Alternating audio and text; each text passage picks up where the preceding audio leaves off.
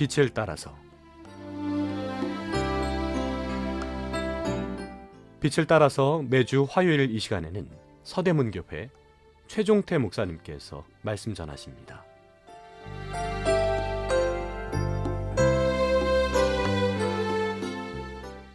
애청자 여러분, 안녕하십니까? 지난 시간에요, 성경을 역사적 흐름에 따라 읽어가는 연대기 성경 읽기란 큰 제목을 가지고 계속 상고해 보겠습니다. 이번 시간은 효과적인 성경 읽기 방법이라는 주제로 은혜를 나누겠습니다. 매번 새해나 어떤 계기가 되면 성경 일독을 다짐해 봅니다. 그러나 얼마 못 가서 멈출 때가 한두 번이 아니죠. 창세기는 재미있게 읽습니다. 출애굽기 20장을 넘어가면서 숨이 막히기 시작합니다. 레위기에 오면 위기를 맞습니다. 여호수아와 사사기를 넘어오면서 생소한 이름과 지명이 언제나 봐도 낯섭니다. 열왕 시대에는 어떻습니까? 왜 이리 왕들이 많은지 북이스라엘과 남유다의 왕의 일대기는 정신없게 만듭니다. 선지서를 넘어오면서 아예 포기하기 쉽습니다. 반면 신학은 어떻습니까? 그나마 분량도 적어서 읽기가 편합니다. 그러다 보니 읽는 성경만 읽게 됩니다. 편식하게 되는 것이죠. 성경이 역사순으로 되어 있지 않다 보니까 읽어도 이해가 안 되고 딱딱하고 재미없어집니다. 결국 성경과 멀어지게 됩니다.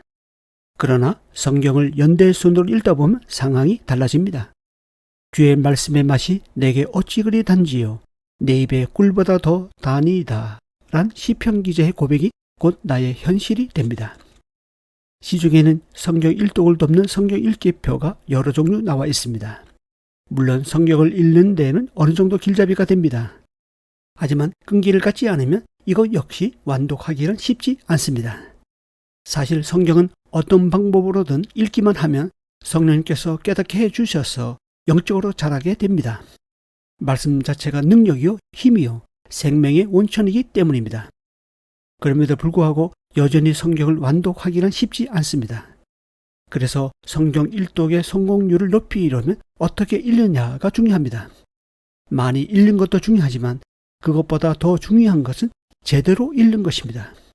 한 번 읽더라도 제대로 읽으면 아무 생각 없이 10번 읽는 것보다 더 낫고 효과적입니다.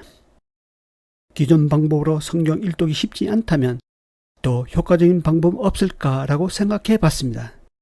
그러는 중에 주님께서 지혜를 주셨습니다. 그것은 성경을 연대기로 읽는 것입니다. 그것도 그냥 읽는 것이 아니라 움직이는 역사와 관계된 성경을 뼈대로 잡고 그 뼈대의 살에 해당하는 성경을 붙이면서 읽어나가는 방식입니다. 벌써 10년이 넘었습니다. 왠지 연대순으로 읽으면 좋겠다는 생각이 들었습니다.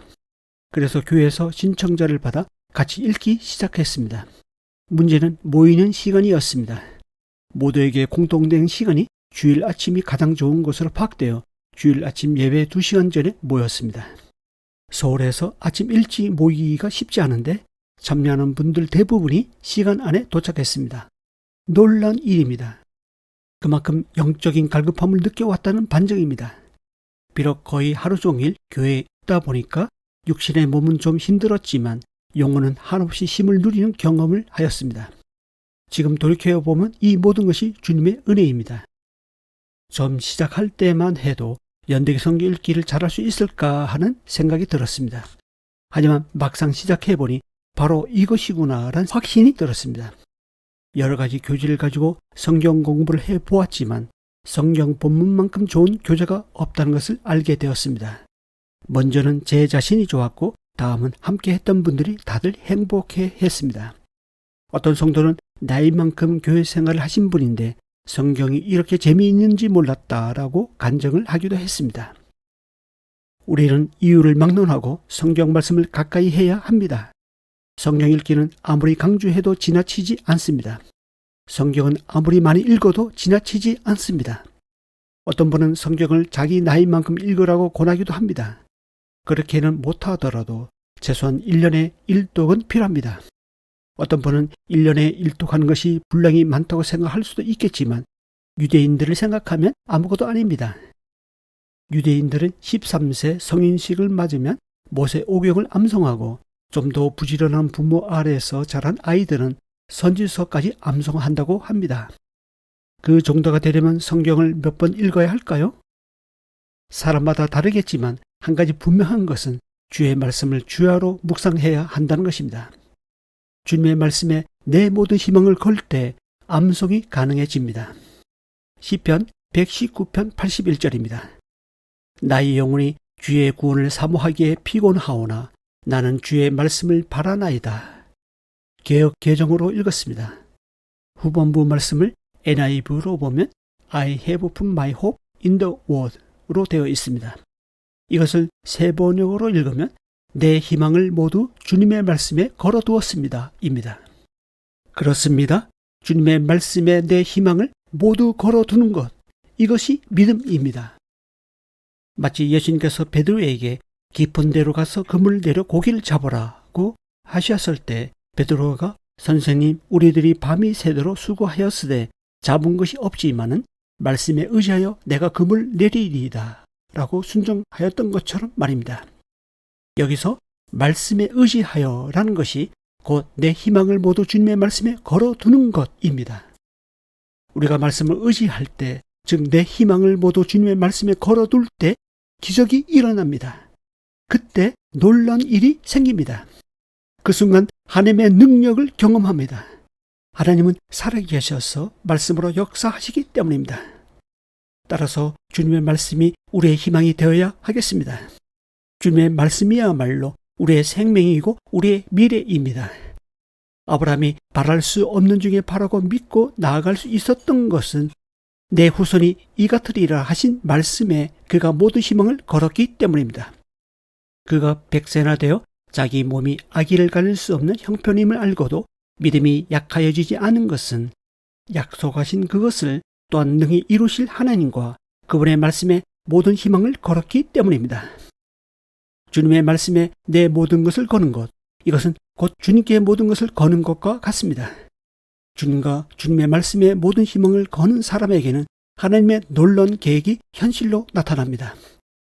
저는 연대기 성경 읽기를 시작하면서 제 희망을 모두 주님의 말씀에 걸어두었습니다.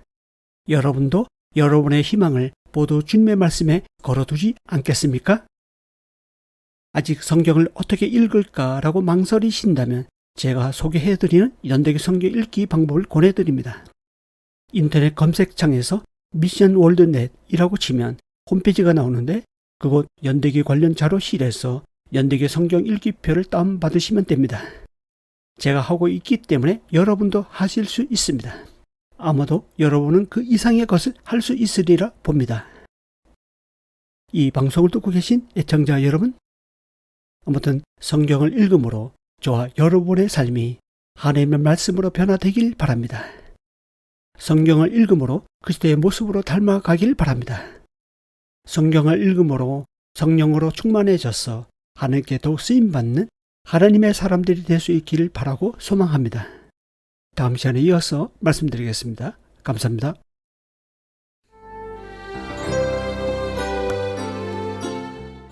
빛을 따라서 지금까지 서대문교회 최종태 목사님께서 말씀 전하셨습니다. 오늘 말씀 들으시고 신앙생활에 도움받기 원하시는 분들 지역번호 02-3141-5853 3141국에 5853번 서대문교회로 전화하시기 바랍니다.